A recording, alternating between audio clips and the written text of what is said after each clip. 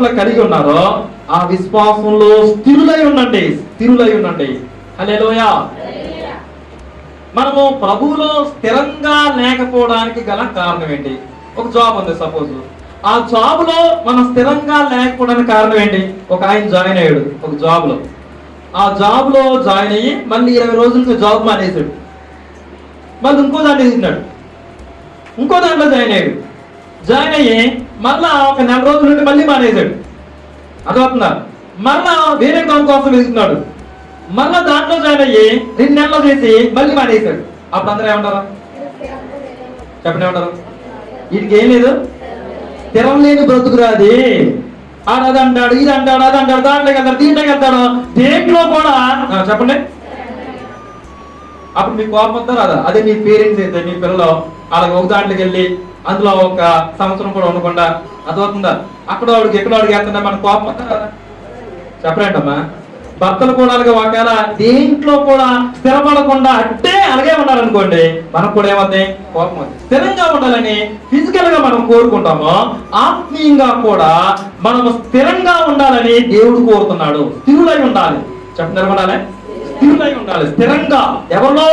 ప్రభువులో. అదవుతుందా?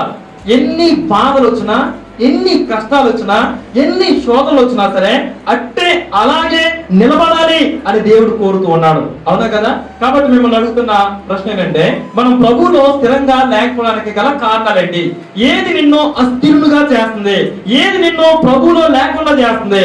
అరే ఈ ఆదివారం కనపడతా వచ్చే ఆదివారం కనపడవు, ఈ మెన్స్ మీటింగ్ వచ్చేవాడు వచ్చే మెన్స్ మీటింగ్ కనపడవు, ఈ సేవకుడికి వచ్చేవాడు నెక్స్ట్ కనపడవు. అదేంటో నీకు ఎంత గ్యాప్ పడుతుందేంటి? ఇంత అస్థిరంగా ఉన్నావేంటి? స్థిరంగా ప్రార్థనకు రావడం రాదు నీకు, స్థిరంగా ప్రార్థన చేసుకోవడం ప్రార్థన చేసుకోలేకపోతున్నావు. ఒక రోజు వాక్యం చదివితే మళ్ళీ 10 రోజులు పడుతుంది వాక్యం చదవడానికి.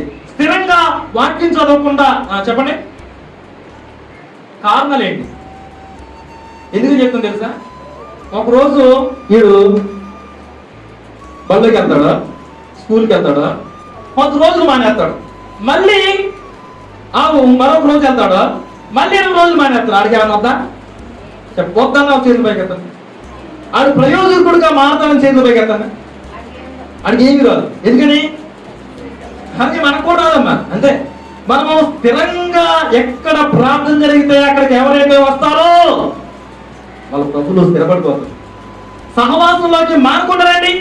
రే నువ్వు పాస్ అవ్వాలంటే ఏదో రకంగా నేను పాస్ చేస్తాను, నువ్వు స్థిరంగా రారా, కంటిన్యూగా రారా, రెగ్యులర్గా రారా, పాస్ చేసే బాధ్యత మాది అన్నారు.